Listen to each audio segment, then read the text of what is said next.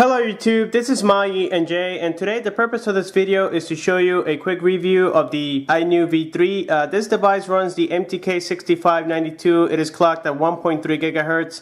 It has 1 GB of RAM, 16 GB of internal memory. The display is 1280 by 720. Also, this device supports OTG and NFC. However, the NFC, it is giving me some issues. I don't know if I'm doing something wrong.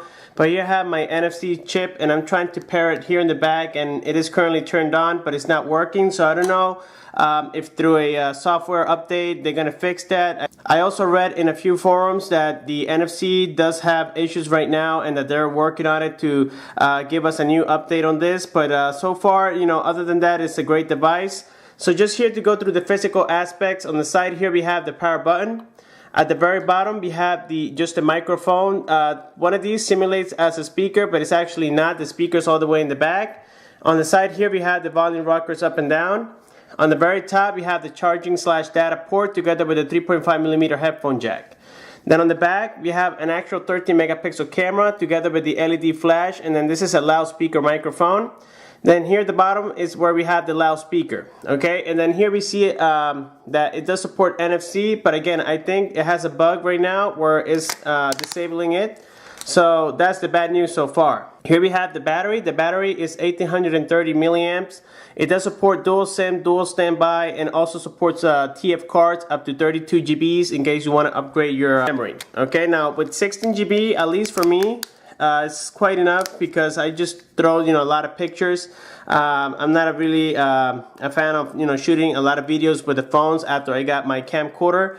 And then also here at the bottom we have something new where the home button, it looks a little bit different, but it actually makes it look very stylish. Here we have the menu button. This is a home button, and then here we have the back button. Okay, now the thickness of the phone is 6.3 millimeters, but it's only on the edge. As you can see, it's kind of pointy, and I actually have here my little ruler, and I'm gonna go ahead and turn it on, and it's already set to millimeters. Let's put it on 0. Here I'm gonna try to measure it the best way possible, but you can see already that it's giving me 6.4, but that's only on the edge. Then by the middle is gonna be a little bit more thicker. As you can see, it's about 8.2 millimeters.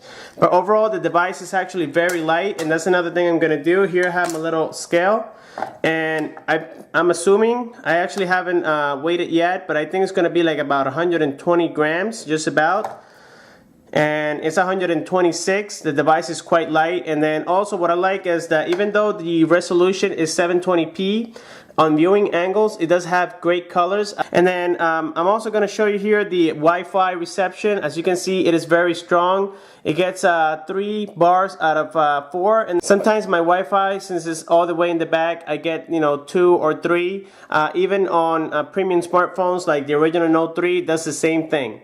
The battery, even though it has 1850 milliamps, it still is a little bit stronger than the dodgy DG 2014. This device is also running Android 4.2.2, and I'm going to show you that here on settings. Let's see, we're going to go to About Phone, and here we can see that it does have the Android 4.2.2 Jelly Bean. And also, Antutu Test gave me a score of about 17,000. I think it was 17,007. Actually, here it is, 17,017. Okay, so as you can see, it did perform quite well. Then here we have the brand. It says V3, model V3, but this is actually made by iNew. Now, I think iNew, Dodgy, and Oppo, Sopo, I think they all belong to this big factory. It is called Alcatel. So here we see the resolution is at 1280 by 720. The camera's at 13 megapixel. Now, next thing we're gonna do here is we're gonna do a speed test on the network itself, which is straight talk, because this device is a WCDMA 2100 and 850. So it does support 3G only with AT&T here in the USA so far. I tried T-Mobile and I only get Edge, unfortunately. But here, as we can see, I don't have speed test again, so we gotta go here to the Play Store, and let's go ahead and search for speedtest.net. Also, the great thing about this device is that it comes already pre-installed with the Google Play, so you don't have to do anything just from out the box. So that's definitely great. You don't need the root to do any modifications whatsoever. And then it has successfully installed. And here you can see that I'm disconnected from the Wi-Fi. It says H+, which is considered, you know, on a lot of forums, it is considered 4G, but I still call it 3G anyways. And let's go ahead and begin the test.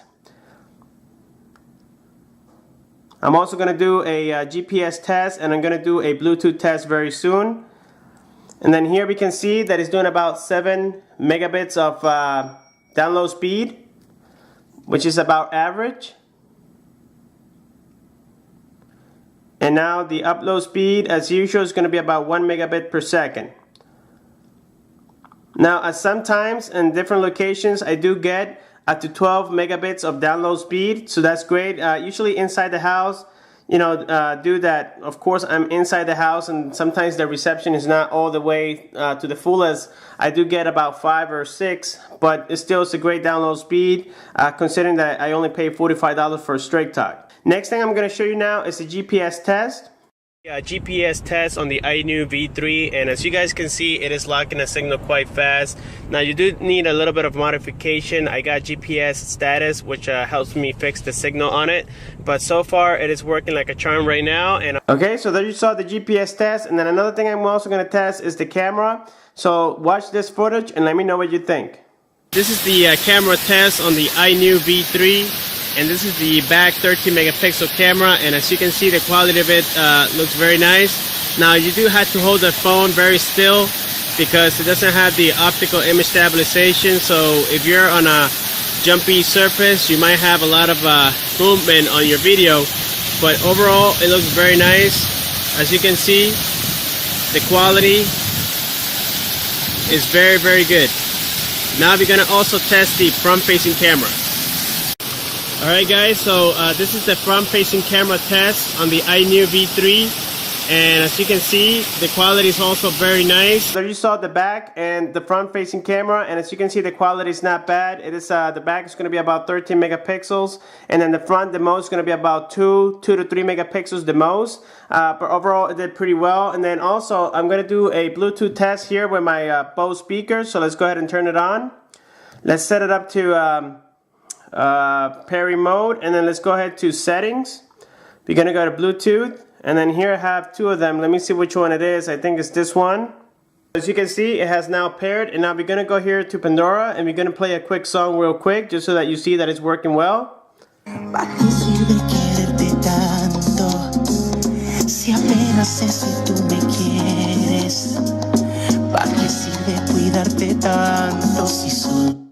Alright guys, so there you get the idea. It is working very well. And also the gaming, since this device is a 1.3 gigahertz quad-core CPU, which is the MTK 6592, it does play gaming very well. And I'm also going to show you here a quick gaming. Now a lot of people say that Flappy Bird is a game that, you know, I know it's a very simple game, but trust me guys, I tried this game on I think it was on a phone with MTK 6572, and it didn't do that well. It freezes up a lot. So here I'm going to show you how smooth it is, and as you can see so far, you know, it's working perfectly well without any lags. And it also supports, you know, strong games.